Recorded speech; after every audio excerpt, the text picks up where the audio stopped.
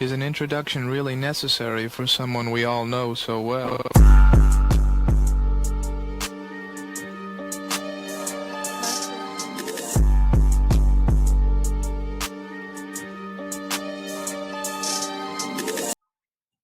What's going on, guys? This is Scott from Dad Talks. And this is Zach. And we've got another special edition tonight. We've got a really cool guest. His name is Ashton Young. He does a couple of podcasts himself. One of them is Pure Vita Wealth, and the other one is Serendipitous Moments with his wife, which both are pretty interesting. Go and check them out. We're not going to rap too much at the beginning. We're going to get him out here because we're kind of excited to talk to him. Yeah, we've been very excited to talk to him for a while. Whoop. There it goes. There we go. Ashton, how are you? Excuse me. Awesome. I'm really good. I like that introduction. That introduction was pretty cool. Thanks, man. I'm good. How are y'all doing tonight? Great. And thank you. Zach worked really hard on it. I don't care how many times I sit here and watch it. I've clicked through it on fucking TikTok 27 times and I still bump my head to it. Yeah, I like that. That's really cool. I need something like that. Well, 3 hours and CapCut later, you too could have a bumping thing. Also, it was made on CapCut. I'm gonna have to learn how to do that. Yeah. We were real lucky. Zach is great with that kind of shit. So he pounds out some good TikToks. Now, Ashton, I know you do a podcast. Do you do anything else that you want to plug while you're here and we're thinking about it? Yeah, so I do a podcast, Pure Vita Wealth podcast, Serendipitous Moments podcast. I'm a father, just working hard, trying to be the best version of myself that I can be. Yeah, sometimes that's a little bit harder than just saying it, so we totally understand it. We're both in the same boat, Zach is an everyday dad, and I'm a single dad, on the weekends, which is a lot of this country. So we like to show both sides of it. Understandable for sure. Now, how many kids do you have, Ashton? Just one that I know of. That you know of? You got some of them summer kids, right? No, just one though. I have a beautiful baby girl. Oh yeah, still a baby too? She's 8. Oh, but a daughter's always going to be your baby. Oh yeah. Yeah, I'm the same way. How my daughter's 16. My daughter's 16 and my son is 15, but my daughter is going to be baby until she's 40, I think. Exactly. Yeah, I got a 2.5-year-old son. Okay, so you're new to the game. Yeah. He's new, but he's an old hand at it. Oh, excuse me. Go ahead. No, you go ahead. No, I didn't have anything to say. I was just about to yawn. Oh, so Ashton, what do you touch on in your Pure Vita Wealth? Oh man, so Pure Vita Wealth podcast. It just depends on the guest, but I have 3 values that I base it off of. So the 3 values of the podcast is self-love, personal growth, and financial literacy. And I chose those 3 values because I feel like depending on it, I can generate questions for any guest that comes on that tailors to their life story, what they have going on, and utilize those 3 values to have a conversation that allows us to bring a lot of important topics and conversations to the surface that our communities need, especially with regards to self-love. We have so much going on in the economy right now with fear and wars and, politics that I stay away from. But there's a lot happening right now where it is important for us to learn how to love ourselves. And then we're dads, we're fathers. And I feel like one of the best things in life that we can do for our kids is to love ourselves, because who are they going to look up to first when they're choosing their mentors and understanding how to survive this world? They're going to look at their dad.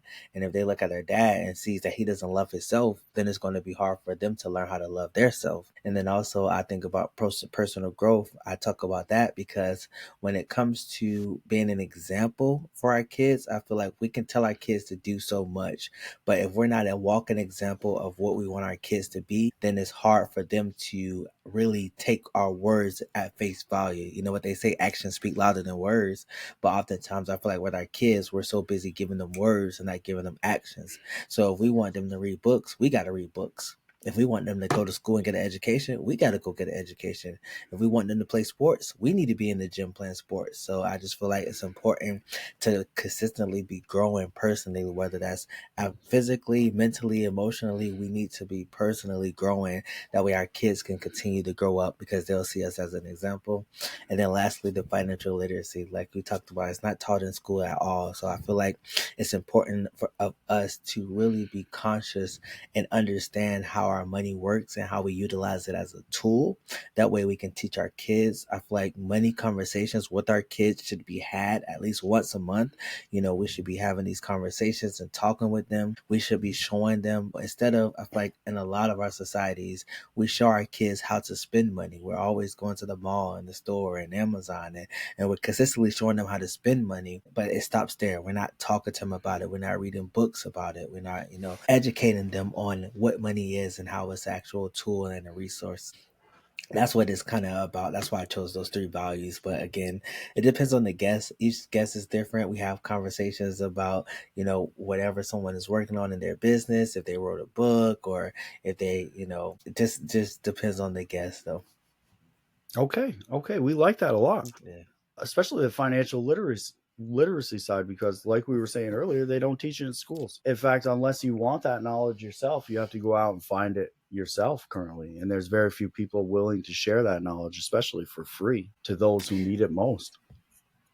Exactly. And that's why I feel like now more than ever, podcasts are so important because nowadays there's so many educated individuals that are coming to the scene in the podcast world and starting to share this information. Like on Instagram, TikTok, I found a couple individuals. So if you just search financial literacy or financial planning on those platforms, like a bunch of people will come up, like myself and others will come up that's actually sharing tips on how to save, how to retire, and just how to do different things in life, like you said, that aren't being taught in school. So many more people are tapping into the space. But like I was telling you guys, kind of off of the recording, is that it's the compliance aspect of it. That's why a lot of people hesitate to share knowledge, because what someone can do is they can take what you share, apply it to their life, lose money, and then come back and sue you or your company because they say, oh, you told me to go do that with my money. So that's why people are really hesitant to share some of this information. But what we can do, we can educate, as long as it's in an educational manner and not any specific, oh, you need to do this, you need to do that, but more so, no, you need to pick up this book, or you need to watch Dave Ramsey, or you need to do this in your life to start understanding these products. Then that's what people are learning how to do better. Oh, that's amazing. Yeah. It is kind of neat. We love what you're doing, man.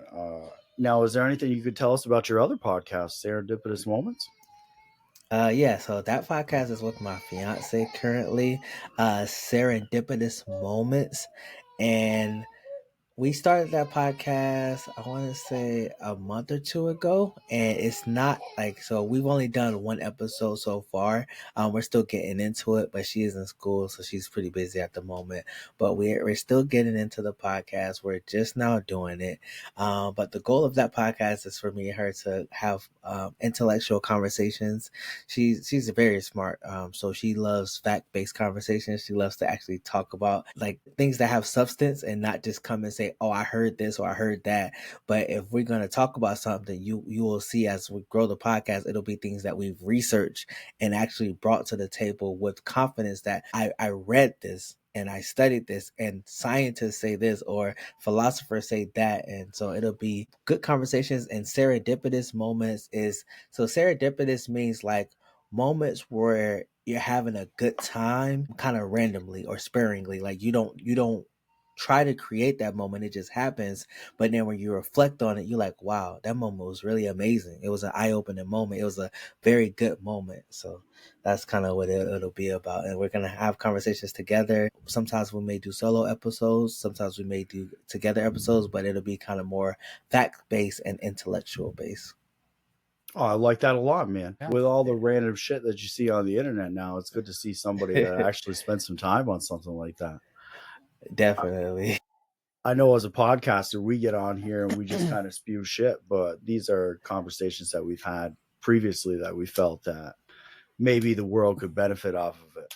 And I know as we go, we try and fact check ourselves, but sometimes it's a little bit harder than you think. Yeah. Especially with Google. If you go on and Google anything, you can make it sound true. You know what I mean? Google can bring you down any road. You can definitely do that, and that's why I've learned with my fiance. I'm blessed to have her because I can't just Google something and come back and be like, well, I learned this. She's gonna be like, but did you click on the article and who wrote the article and how is it written? And like she's gonna like I gotta come to her with like I Googled this and then I learned this and then so I have to really get into the nitty gritty and learn how to research stuff.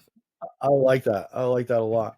And researching, I find anyway, especially I'm going to college again. So mind you, I'm back into all this research and doing papers and bullshit. But Congratulations. Thanks, man. Don't say that yet. It's kind of rugged. I feel like the old man in class now, I'm 36 fucking years old sitting with a bunch of 19-year-old kids wondering what the fuck I'm doing. It's never too late. No, you're right. You're right. But anyway, what I was getting to is it doesn't matter what you Google. It's how you Google it, I think, too. Because Google's going to prove you right anywhere you can. It just depends on what you're looking at. Hit me. Good man.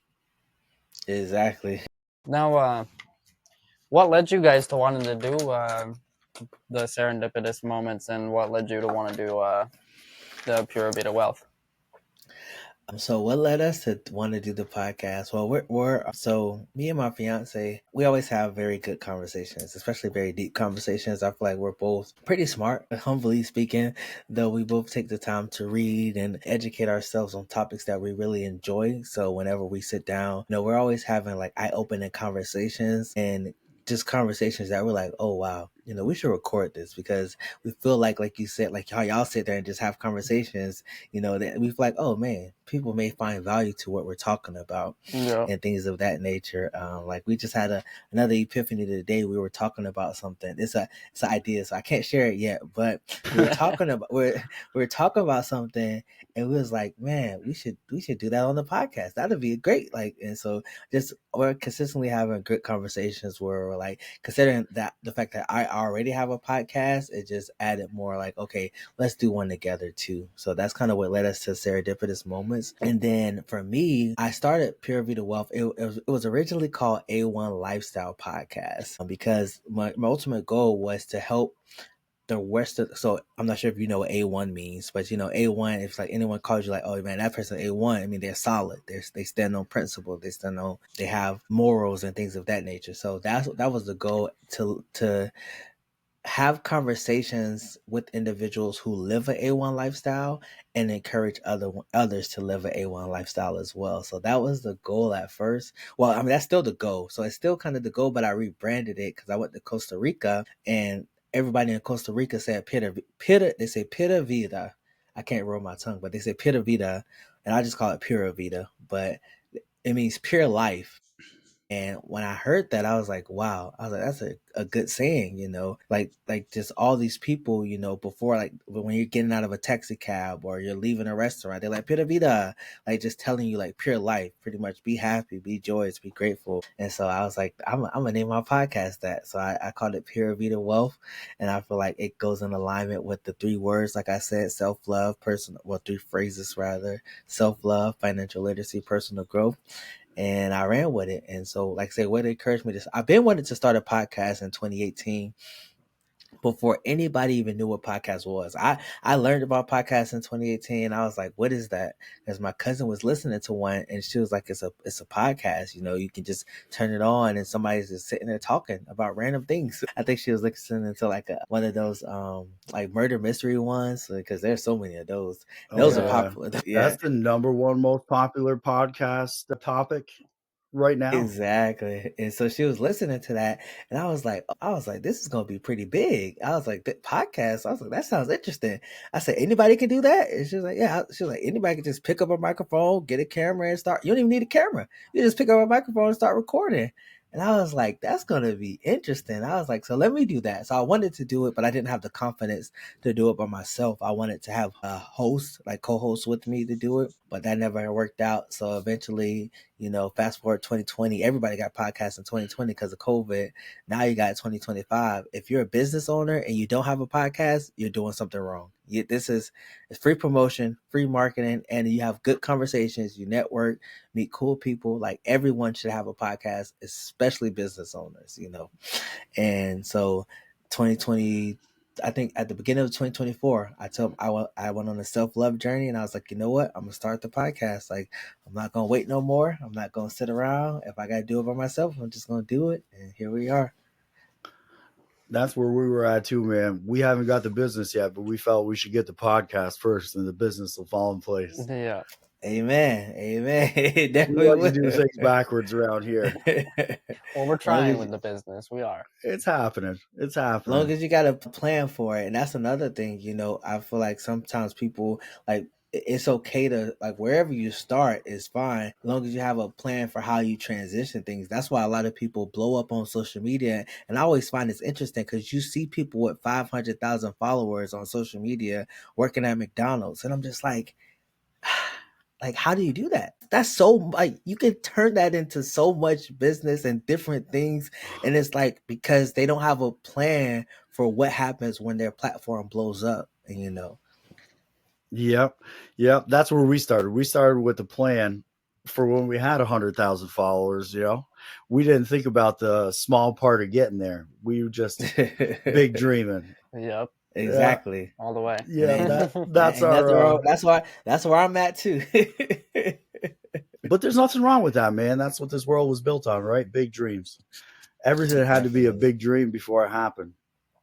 I mean, Amen. we got kind of a little bit of a dream. Think it. Kinda. So far, so good. That's another thing. If you didn't think it, it didn't happen, right? So that's where it starts with everything. Everything starts small at one point in time. Oh, definitely. And it's never, like I said, it's never too late. The fact that you're going back to school. What are you going back to school for? Well, that's still a question. I'm pretty sure I'm going back for psychology this time. Oh, that's good. I've been considering that too. I think as podcasters, right, we should know the study of the human brain a little bit better than other people, just to have a conversation. So I don't know. Just knowing people better is good. Again, we like to think of our. Oh, go ahead. No. Go. We like to think of ourselves as people, right? We're not just a people person over here. We enjoy talking to other people, and anything that we can do to better that is good. Interesting. And that's why I think I'm at with it. And I feel like, because I've always been curious about humans and the human brain, but I feel like the more we get into this society where social media is more prevalent and we can see everybody's lives nowadays, it just makes you just so curious to think, like, how can this person think this way? How can they, like, some of the things you see people do is like, wow, like, I didn't think people would do that. Oh man, of course. People are I don't know. There's a lot of different types of people in this world. Yeah. Yes. It brings me back to that Men in Black at the beginning when they're talking about people. You know what I mean? Yes. Yeah. It says a person is smart, a person is brilliant, but people as a group are dumb and panicky. And that's the way I feel. Because once you get it's that mob mentality, you know what I mean? Once you get a group of people together, it's not so much free thinking anymore. It's based on the giant emotion of the people. And if you go on social media, you notice that most of it, at least the ones with all the likes, right, are based on those giant emotions that people can toy with. Definitely. Especially toy with the fear-based ones. Exactly. Look at modern media today. Mass media is based on fear-mongering. 100%. I feel like that's been like that. Like, that's been the propaganda for a while now. I agree. I agree. That's why you gotta delete social media sometimes and just get away from it. Yeah, social media at the same time as it's a great invention, is also a disaster for society. Yeah, so you got to look at it of one of two ways, and if you're not looking at it as a money maker and a giant leap for businesses, you're looking at it the other way, right? It's just a mass fear mongering. And 100%. You're doing it already, pal. Yeah, well, had a long past the bedtime. Yeah. Long night last night. Well, we've been up painting Zachary's been painting his house. I don't know if you could tell, but we painted the podcast room a little bit. That's Okay. that's just a start. We painted his whole house in the past couple days, and the poor fucker hasn't slept much. Oh wow. Oh He's, wow. he's been a real trooper. I feel that, man. Well, good luck to that journey. I haven't painted since I was in the military. I'm good off painting for a while. Now, what did you do in the military, Ashton? I was an operations specialist in the Coast Guard. Oh wow, the Coast Guard. Yeah. That's a good one. That's pretty cool. Now, where were you stationed? Can you talk about it at all, or? Oh yeah, definitely. I was stationed in Seattle, Washington. I was on board a 378-foot ship, and we did law enforcement patrols, migrant patrols, drug and addiction. We did fisheries boardings in Alaska, and so all the way down in Southern America. That's cool. Yeah, that's really That's neat. That's one that you don't hear a lot about is the Coast Guard, right? Yeah. Most of the media is based on like Marines and Army and Air Force and shit. The Coast Guard is kind of like the unspoken one. Not many movies about it. Not a lot, but definitely it's some interesting stories about it that you learn once you get into the Coast Guard, because in wartime the Coast Guard goes underneath the DOD, Department of Defense. So the Coast Guard is under the Homeland Security, but during war they go under the DOD, and they're actually like I said, it's a lot of people that were in the Coast Guard that have Purple Hearts from the war times before. Really? From saving Navy SEALs, saving people in helicopters, all kinds of stuff. Yeah. So they did some wild stuff back in the day. That's neat. Knock on wood, we don't get to see it again with all the media about upcoming wars and stuff. Definitely, yeah. That's why I stay away from the politics, man, because it's just a lot right now. Oh, it's wild. I try not to look at it, but a lot of it is we're right next to the Canadian border where we sit. So we so y'all are right up there. Yeah, we got to keep our eye on the news about Canadian news and stuff. But that's about as far as we go. No, we're in New York. New York. Oh, so y'all on the east coast side. Okay. Yeah. Right underneath Quebec. And as a matter of fact, where I live, I could throw a stone at Quebec. Oh, really? Oh, wow. Yeah, that's pretty. I feel like that's an interesting dynamic to live right next to a country that's like in an active conflict verbally with the president. Right. That's why we kind of keep our eyes open, but nobody really thinks about Canada like that anyway, worrying about conflict. What is there, one aircraft carrier in the whole Canadian Navy? I'm not quite sure on that one. I'm fairly positive I read that in an article the other day. I never really heard much about a Canadian Navy. So exactly. You don't hear anything about a Canadian Army. I don't know Navy. much about Canada at all. Who knows? They could have the next best special forces. Yeah, they could just be real secret about it. Hidden away like what is it, like Switzerland is in the mountains there. Nobody hears about Switzerland until you go and attack them. Freaking back in school, my English teacher, I don't know if you know her, Miss Danis. Oh yeah, that was my English teacher too. Talked about it. Freaking the military out there, and they got a whole bunch of hidden bunkers out in the mountains out there. That's wild. That's why nobody really attacks them, because they don't know where the bunkers are, and once they come through, they got hidden freaking defense things in the mountains. See, I'm not quite sure what it all is, but she was going on about it one day in class. We got her to go off from English and start talking about it. And then you keep her going like that. Oh yeah, we did one whole class. That's the way it goes. See, the other thing about Swiss that I heard is everybody there is militia trained. So yeah, by the time every male turns 18, you are automatically going to be going to training, and you're trained as a militiaman. So if they need you for wartime, you have the training and knowledge of what to do. Oh wow, yeah, that's interesting. Like that. I never knew that. There was something else too about how everybody goes home with the gun too. I think. I'm not quite sure on that one. I can't remember right off the top of my head, but I do remember the militia thing. That was pretty neat. Why would you go and fuck with a country where every male is?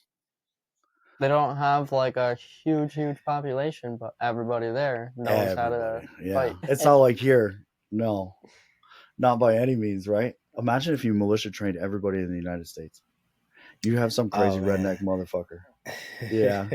I think there'd be a lot more people scared to live in the U.S. I think so. But they say an armed population is a polite population. Yeah. I mean, everybody can defend themselves. I was about to say, yeah, I feel like it could add value to it, because one, I feel like you said, one, it'd be less, the possibility of fear-based, like we were just talking about media, it would be less. And then you have more people that are confident in defending themselves, so they won't have this fear when they're out in the world. Because I feel like a lot of, the things that happen in the world, it stems from fear. It stems from fear of the unknown. So if you got somebody that knows how to protect themselves, the possibility of them going out into the world in fear, it'll be lessened. I agree wholeheartedly. And that's what I mean about an armed society is a polite society. You don't want to fuck with somebody you know is going to shoot you. I don't remember what country it was, but I think it was somewhere. I think it was the UK. I watched a video. They did an experiment. Okay. They took a whole bunch of Euros and put them out in random spots in the city. Okay. Left it there. Okay.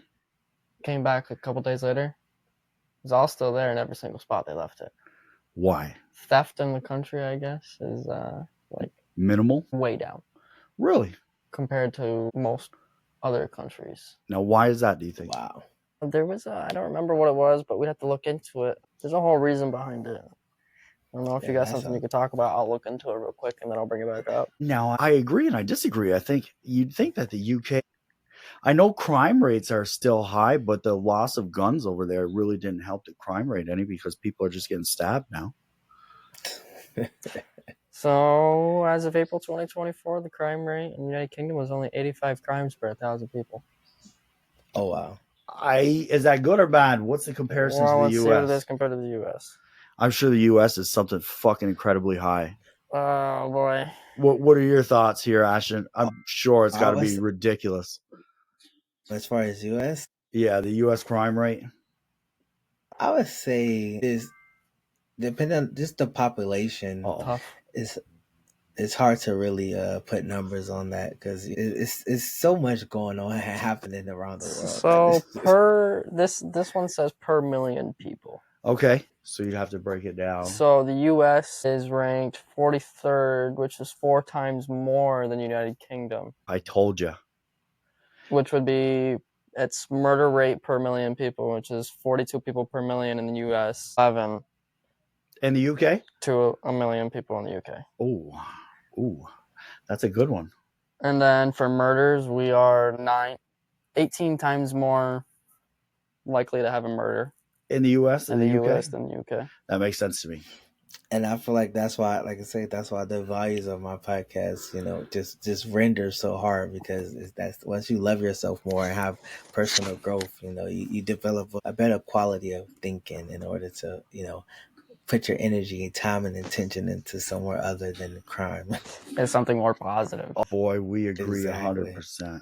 That's kind of what that's what we're going for with the podcast. 100%. There are 1,000 different ways we could have done something to make money besides podcasting down a negative route. So what the podcast, like what's the vision of the podcast of Dad Talks? Like how did y'all start it and where are y'all trying to get to? Well, I guess I'll answer where we started. We both work together. And as you said with your wife, you would have these serendipitous moments where you're like, oh, shit, I bet you somebody would listen to this conversation. Mm-hmm. We'd have so many conversations like that we just sat down one day. We were like, maybe we should start recording this shit. Yeah, I was on a break one day. Yeah. Just sitting in the truck. We were like, hey, maybe we should start recording. Get some mics. And it was just like that, And then a day and a half later, we both had microphones and we both had a camera and we were sitting down bullshitting. Yeah, I remember it started with a message that day. It was like, so you're really serious about the podcast thing? Yeah, well, I am too then. All right, I'm on my way over. And like you said, I had sat down and thought about doing this with myself. And there were several other people that approached me that wanted to make a podcast. When I sat down and thought about it, I was like, these conversations I'm having with these guys probably wouldn't be as interesting. And then Zach and I, we kind of had to give a couple, we call them dad talks, but think of it like a TED talk or a sit down. And, when somebody is kind of fucking up or kind of having a life situation and you want to sit down and you want to give them your thoughts on it. Well, that's our dad talk. So we've had to sit down and give a couple of the younger guys a dad talk, and we were like, boy, this would be interesting to record. And coincidentally, it was all of them would be younger than you, but older than me. Yeah, that's true. But that's true. Old soul over here, raised by my grandparents. Okay. And we both had similar growings up. Like, he was raised by his grandparents. I was raised by my grandparents. Mm-hmm. We grew up in the same backgrounds, in the same area, in bumfuck small town. But we both love it here, and we both wanted to give back to the community that raised us. Mm-hmm. And we felt that the best way to do it would be make a hit podcast. Fuck it. So here we are trying. Wherever we go in this country, world, even if we're just traveling for a vacation, we want to be able to make an impact in some positive way wherever we go. Okay, that's really good. That makes a lot of sense. So with that in mind, if I may ask, because that, like I said, that's really good. Like I said, a lot of adults need some dad talks. These Us days. included sometimes. So what type of values do you add to individuals' lives when you're having those dad talks? Like what are some of like the key points that you touch on? So we grew up in an area where morals are important, right? So we stay with a more traditional value most of the time, and we're both very conservative minded. And we find that a lot of the things going on, especially around us, are pushing away from that conservative mindset. Now, we're not going to say that we're conservative to the side where we're far right-winged and everything, left-winged and everything, excuse me. But we try and see the center on a lot of things. But we feel that a push towards more traditional values would benefit a lot of people. Anything? So you covered pretty much that's most of what we really touch on. Pretty square. I mean, a lot of it starts with, if you've seen some of our episodes, it starts normally with some of that. That's what we did in the beginning. We've done a lot of collabs, but on our collabs we do, of course, we like to give whoever comes on a shout out and let you guys have the chance to talk about what your podcasts are about or whatever it is that you do, because we have some guests that come on and they don't have a podcast, but that's like here sometime in the future we're going to be having a rapper come on. We're very excited, but no, we just start off with the dad talk and then go on to having just meaningful conversations and talk about some random stuff, day-to-day life. And our values and morals about certain things are kind of flexible, and we're always willing to learn and listen to other people who can add value to us, so we're always learning and growing as everybody should be. And we enjoy looking at other aspects of life that maybe we haven't seen that could add some value to our lives also.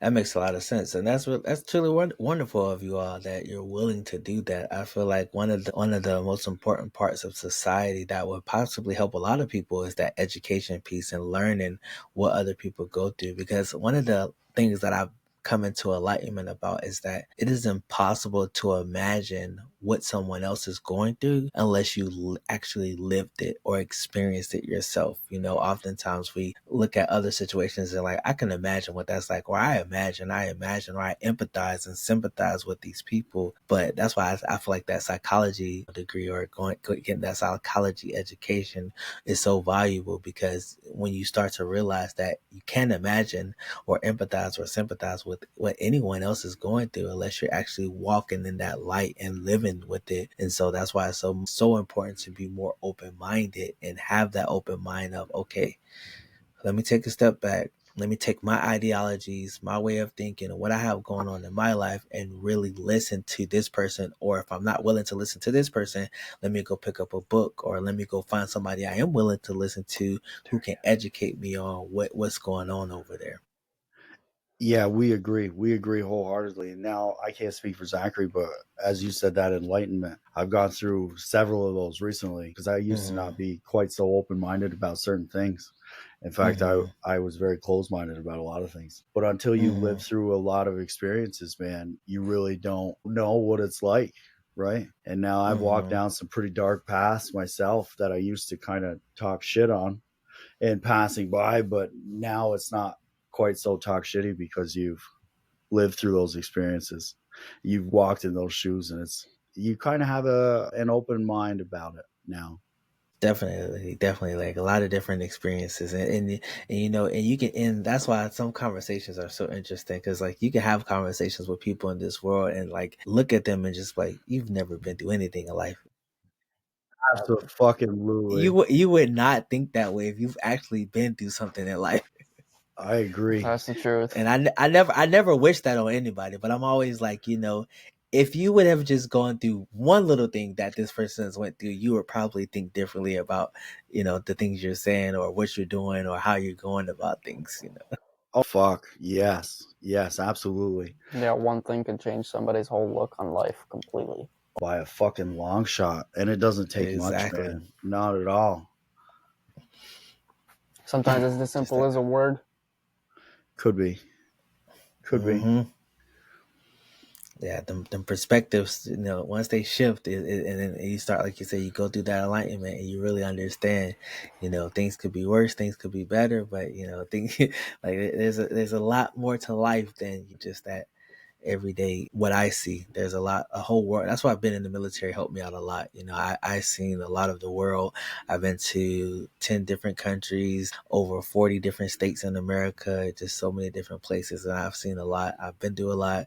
I've seen 8-year-old little girls. That's why I thought about Dad Talks. That's why I'm glad to be here, because I've seen 8-year-old girls in other countries standing on the corner by themselves asking for money. And I just always thought, like, I can never imagine my daughter out there by herself, like with no parents or nothing, asking for money. Like it's a lot to take in, you know.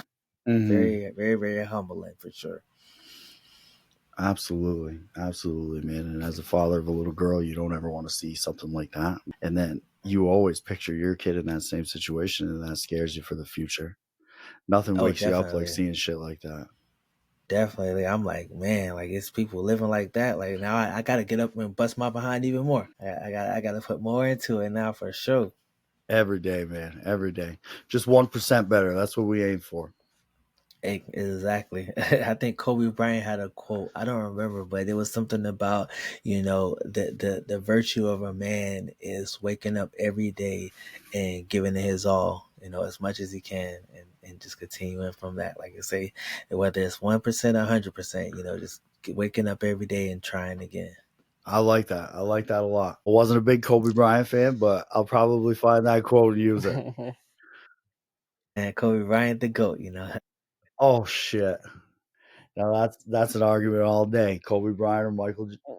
There's going to be an argument with quite a few out there. Of course, with the newer generation with LeBron James and everything. LeBron. Yeah, that's a big one. What about Steph?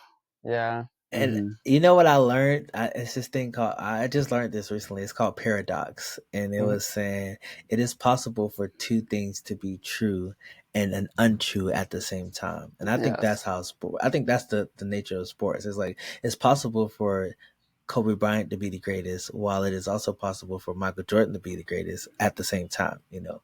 Yeah, because they're great at it both, but they're both great at it in their own ways. Absolutely. Exactly. And from everybody's different perspectives, you know, it depends on what part of the game you like and what part of the game you value. I was never a big basketball fan, you? I mean, I played basketball, and I mean, it's 100% true on what he says, because I had a buddy who I was real close with in school, not so much really anymore. I haven't talked to him in a long time, but he was just one of the bigger guys on the team who stood on the post and just blocked the guys coming in.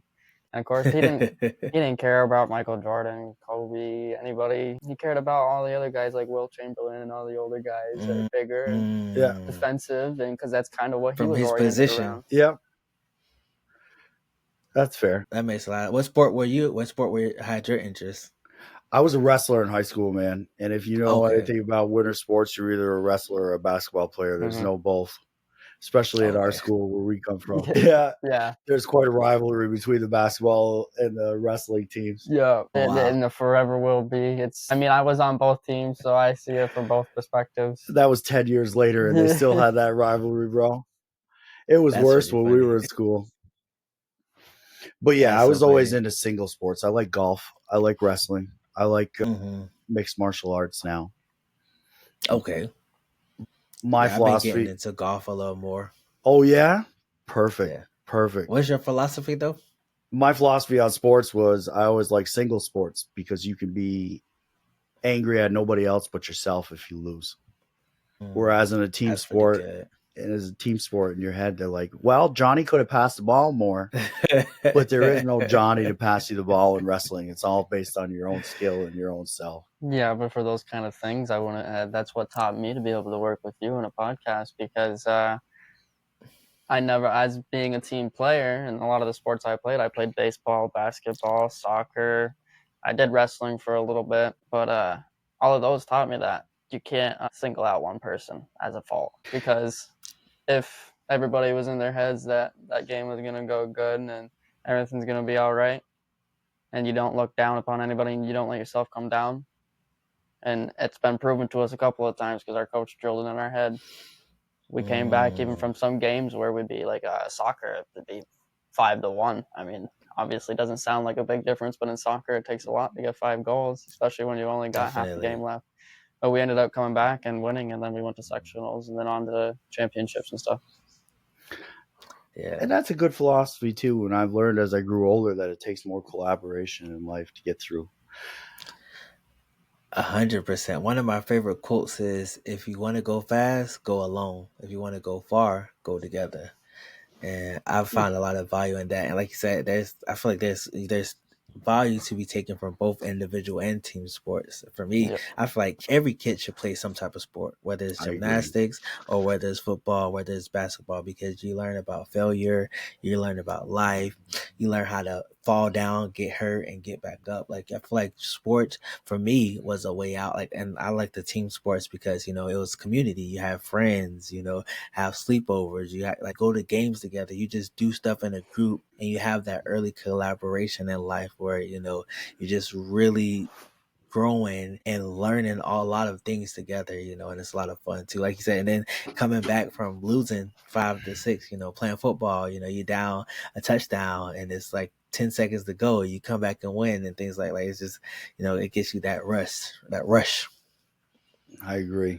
That's a good look at it too. Absolutely. When I was younger, I think more so than now, absolutely, I was based on personal skill and personal development. And I think that's what our family kind of pushed. But like you said, as I grew older, my feelings have changed more towards like a collaboration based anything.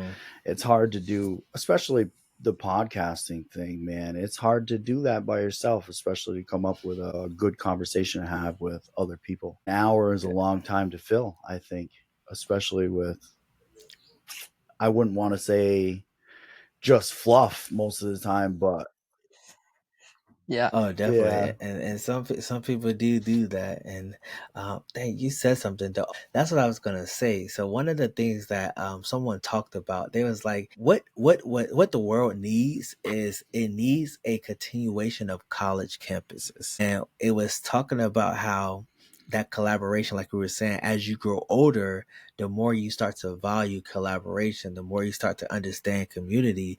And it was saying that's what college is. In college, you have a lot of collaboration, you have a lot of community. And when we leave college, you don't have that no more. You don't have like libraries where everybody's studying, and you don't have the food area where everybody's going to get food. You don't have people just walking around, like meeting new people every day. Like, we don't have places like that for adults, outside of college. And I think something like that throughout the world would be nice, especially with regards to collaboration. Absolutely. Now you think that the college campus is the best example of that, especially nowadays with so much going on in the college campus and so much, I don't know, what would you say it is nowadays in college? Like a lot of separatist movements, you know what I mean? It's more cliquey nowadays, I feel, than it was back in the day. I don't think so. I feel like that's propaganda. I feel like, it depends on, I feel like that's propaganda and what you see on social media. Okay. But when you look at real world college, it's less. I mean, not saying that everybody's just out making friends and things, but it is more easier to collab and meet people with. There's like, just even at my fiance and her brother college, they have organizations. They're always having events. They're always tabling. Like, they're always doing something to bring people together. Like, they just did something for International Women's Day, and they had so many people come to their table, communicate, people that never met before that are coming to, you know, do something positive for women, you know. And so I feel like the media, they're going to put out the bad stuff, but, you know, there's a lot of good stuff going on college campuses too. And that's obviously, that's just one example, but it was just more so, like, somebody, I forgot who I was talking to, but someone was making that reference to say, you know, that's why a lot of the world feels so alone when they leave college, because you don't have that easy access to so many individuals, you know, throughout the campus. And like every day you might meet someone new that you never would have seen before. Okay. and it's more time, I guess it's more acceptable to have these conversations with these people, because, you know, you're meeting them in more common places versus like being at the mall or Publix, and, you know, you're not going to just stop and start talking to random strangers, really. Okay. All right. Well, I'll start looking at it more like that and see how many conversations I have on a day-to-day basis. Oh, definitely. I would definitely do that, you know, because it's interesting. There's a lot of people out there, especially on college campuses, that are willing and open to talking, but, you know, it's still one of those things where it just depends on what you're into. You know, once you find the things you're into and the things you like, you know, you definitely find your clique or crew, so to speak. Fair. I like that. Yeah. What else have you got tonight, Zachary?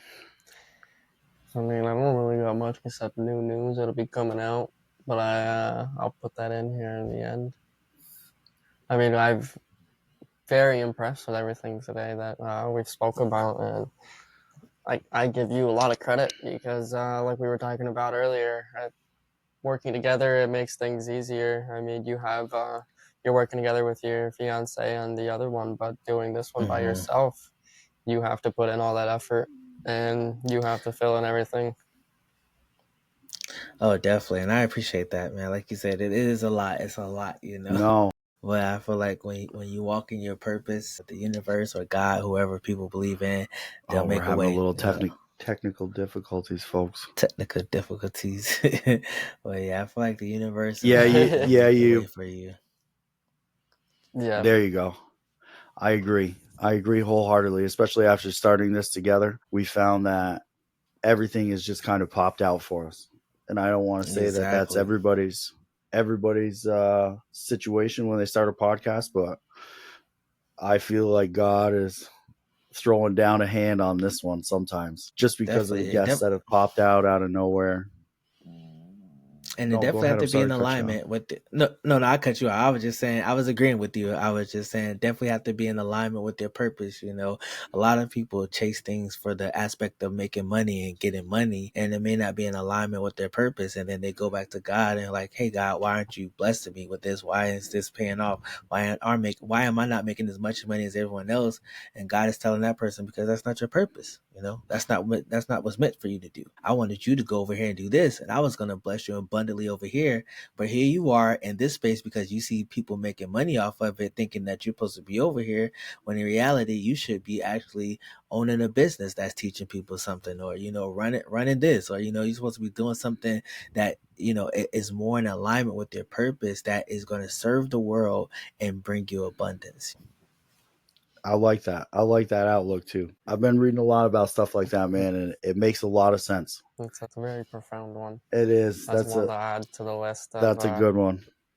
Clips and profound statements set on here.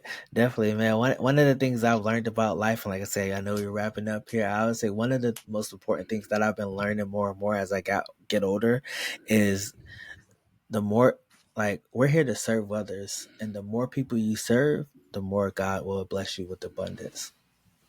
I agree. It goes back to that Bob Dylan song, For Forever Ago. I know neither of you know, but everybody's got to serve somebody. Everybody. And I used to look at it at a bad light, but nowadays I feel more like that. And it's true. It's true. If you're not serving somebody, you're out there looking out for yourself. And that's not blessed.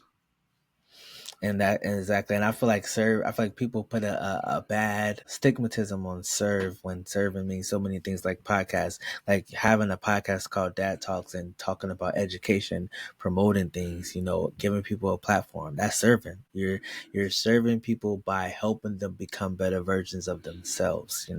That in its essence is a servant mindset and a good way to move forward. And another thing that I thought about, and I didn't even think about this, but Shaq was talking about how people complain that sports basketball players make more money than doctors, and Shaq broke it down and it made so much sense. It finally clicked. He was like, well, LeBron James, he serves hundreds of millions of people because hundreds of millions of people turn on the TV to watch him play. So he's serving all of those people. Yes, doctors, what they do are very important, but they're only serving 10, 20 clients. So when you look at the ratio of how many people you serve dictates how much money you make. And, that's kind of how the world runs in that aspect. That's why athletes get paid so much money, because they're bringing a lot of joy and entertainment to hundreds of millions of people. I like that. I like that a lot too, man. You have definitely added a couple to the profound statement list tonight, for sure. Oh, definitely. I mean, I'm just an open book, like you say. I learn a lot. I listen intently. Good, man. I like that a lot too, and that's where we're at. We come on here and we love having these conversations where we can learn something, if not about somebody else, then about ourselves. And I think that conversations like this are very important for that. It's very eye-opening. And on that note, I think we're going to kick it tonight. Yeah, I think. Have you got anything else, Ashton? No, I don't got nothing other than thank you so much for having me. I always appreciate the opportunity to go be a guest on other individuals' podcasts. Like I said, I like the name Dad Talks. I like the purpose and the message. I feel like a lot of us, like I grew up without a father, so I didn't have a lot of dad talks, and that's what really piqued my interest, is the fact that there's other individuals out there willing to have dad talks with people, because the world needs it. A lot of people who are in high places who think they know it all, they need a couple dad talks. But I wish you all as much success on your journey. I pray that you continue able to touch souls, and thank you again for having me. Yeah, of course. Hey, man, thanks for coming on. And I know I speak for Zach when I say that you're more than welcome to come on anytime you want. Of course, every single guest that comes on, we consider a part of the Dad Talks family. Oh man, I appreciate that. I'm looking forward to it. Hey, and thanks for coming out to talk to us, brother. We hope to speak to you again soon. We're going to put all your handles in the description. And for anybody out there listening, go check Ashton out. His stuff is great. Teach you something new every day. And we got to keep learning and growing. Of course. Right on, man. All right. And that's going to wrap us up tonight. I'm Scott. And I'm Zach. And this is Dad Talks, guys. We'll catch you later.